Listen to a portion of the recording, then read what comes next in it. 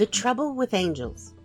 If you want to keep binge reading Bob and Hannah's adventures right now, you can start at Chapter 1, link in show notes, or on gloryfink.substack.com, and you can check out Season 1 Hub, link in show notes, or share Chapter 2 with a friend who loves afterlife bureaucracy, hell but make it corporate wellness, angels doing customer service, cosmic paperwork with teeth, good omens adjacent vibes, but weirder. And if you want to support the work, there's an 80% off for 1 year on our Glorious Magazine Substack right now through January 31st, 2026. Details in the show notes. Quick note before we begin. This episode includes themes of death and the afterlife in a satirical, cozy horror way. Take care of yourself while you listen. Chapter 2. Hell is Hell Only to Humans by Glory Fink. To angels, hell is a rehabilitation center for wayward souls. God put Lucifer, Morningstar, in charge of soul reclamation because Lucy was created to be a shining light to guide searching souls looking for the path to God's salvation.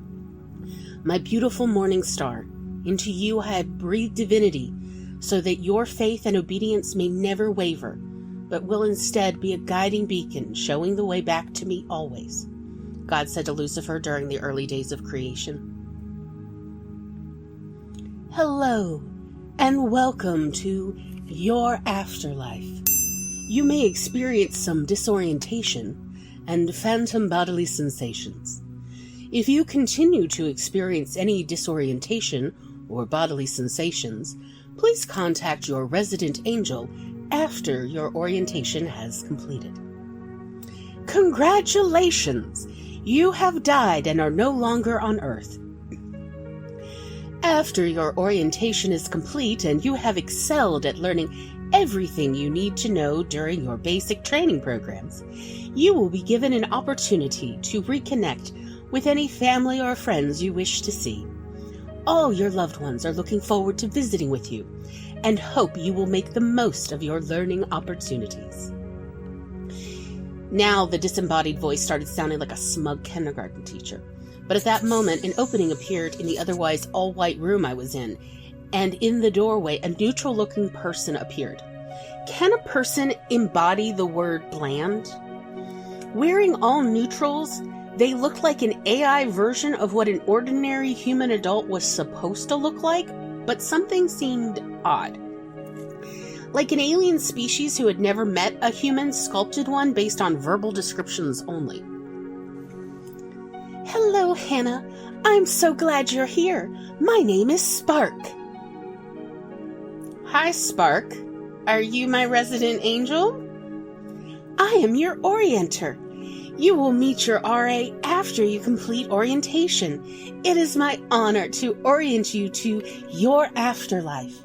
Before we get started, do you have any questions? Will someone let my family know that I'm here?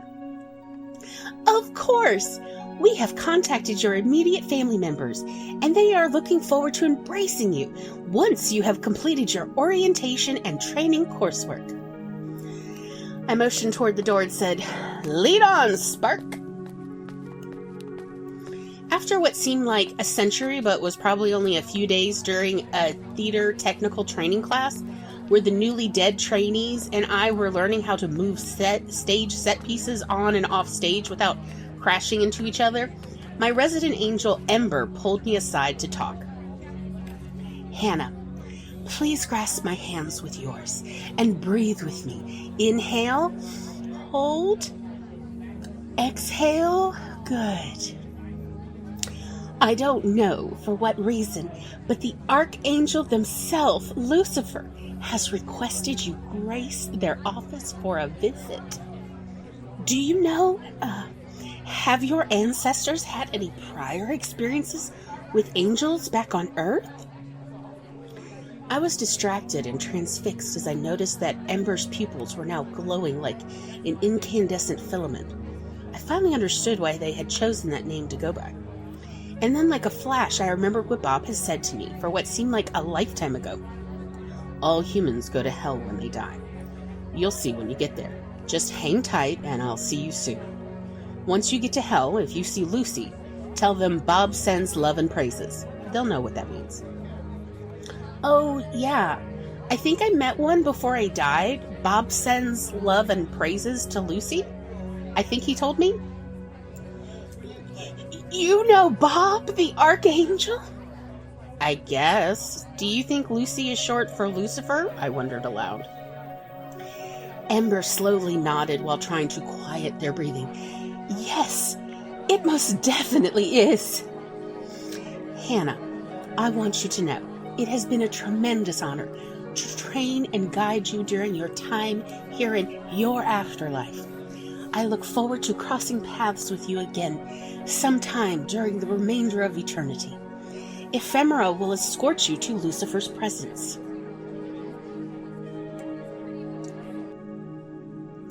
Ephemera led me through the labyrinth of neutral white corridors with all subtle track lighting at the top of the crown molding, as well as set into the baseboards to give the corridors the poshest of indirect lighting. This wasn't heaven, but it was the most luxurious form of hell I could ever imagine. As if the team at Goop designed hell for the top 100 billionaires to stage retreats at Martha's Vineyard after their Illuminati topless owl dances, but before their Freemason topless sing-alongs. We turned a corner and down a very long corridor. I saw two figures walking towards me. One figure was tall and swarthy, looking like a lanky brown beanpole, was wearing a tan leather duster, and the other figure was a head shorter, wearing an off-white suit with startling white hair and amber-colored eyes. Their walking pace was casual, but they were obviously very comfortable walking very close together.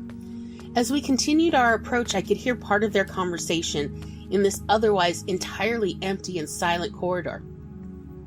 How was your assignment proceeding, Lucy?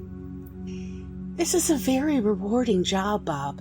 We recently rebranded our work and now call it Your Afterlife, based on feedback we have received from some of our more recent decedents who informed us that hell has negative connotations on Earth.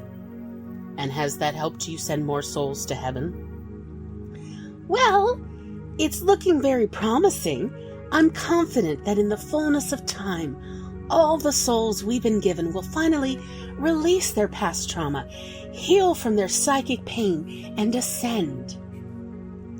How many have ascended during the past 100,000 years so far? Oh, as of today, none. But I have faith in the Lord's wisdom as tasked to me.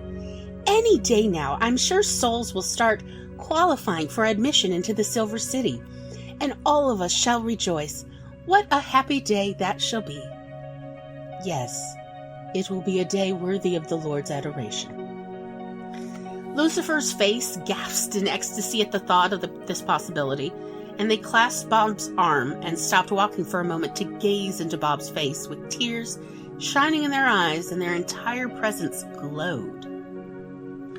Oh, Bob, one day may it please the Lord, it shall be. Ephemera stopped walking towards Bob and Lucifer several paces before reaching them, so I stopped with them. I looked to Ephemera for what to do next, but they simply smiled at me in such a way that they struck me as the living embodiment of beatitude. They looked serenely blessed, as if they were living their heart's desire of escorting souls around hell and waiting to be recognized by other angels. Even after all the time I have spent with Bob on adventures all over the universe, angels still don't make hardly any sense to me. They seem all at once staggeringly brilliant and so simplistic as to be underwritten NPCs from an old video game.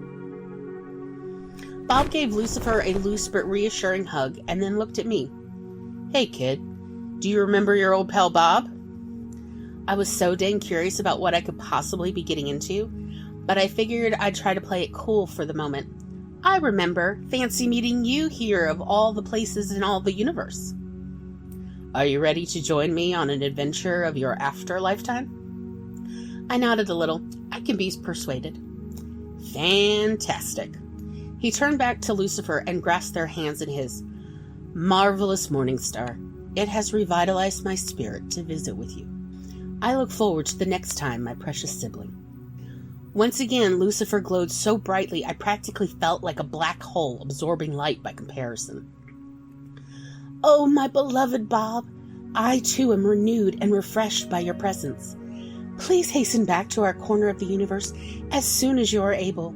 Do you require a portal, or would you prefer to craft your own?"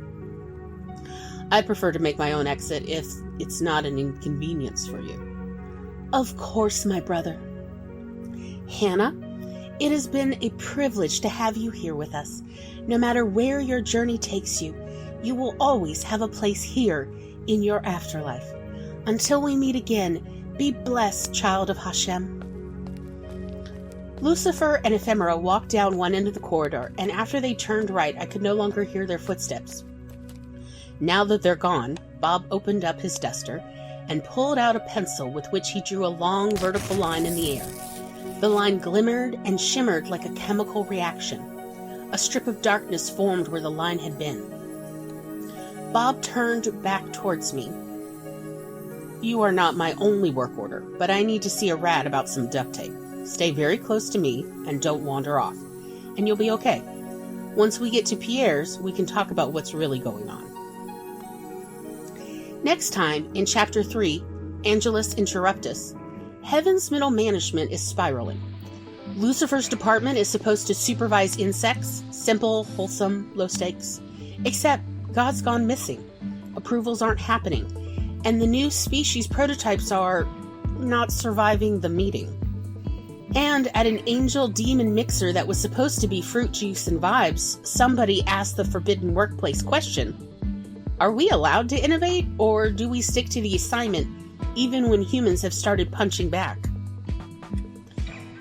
You've been listening to The Trouble with Angels by Glory Fink. If you're struggling or feel unsafe, you don't have to handle it alone. In the U.S., you can call or text 988 for the Suicide and Crisis Lifeline, or go to 988lifeline.org. In Canada, call or text 988 as well. Or you can go to 988.ca. In the UK and ROI, Samaritans are available at 116123 or at samaritans.org. In Australia, Lifeline is 131114, or you can go to lifeline.org.au.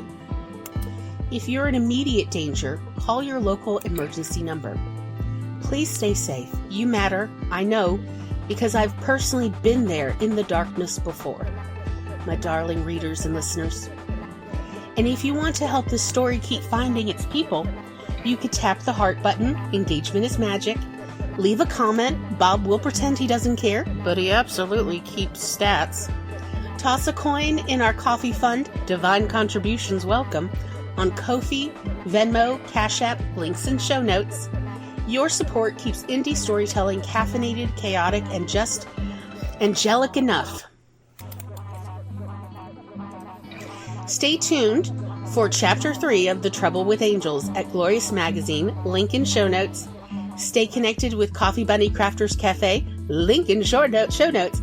Find me, Glory Fink, at Glory Writes the Blues on social media, Blue Sky, Instagram, YouTube, Twitch, Facebook, TikTok, and Threads. And remember, angels don't knock, they follow up. Thanks for listening. I'll catch up with you again in Chapter 3. Bye!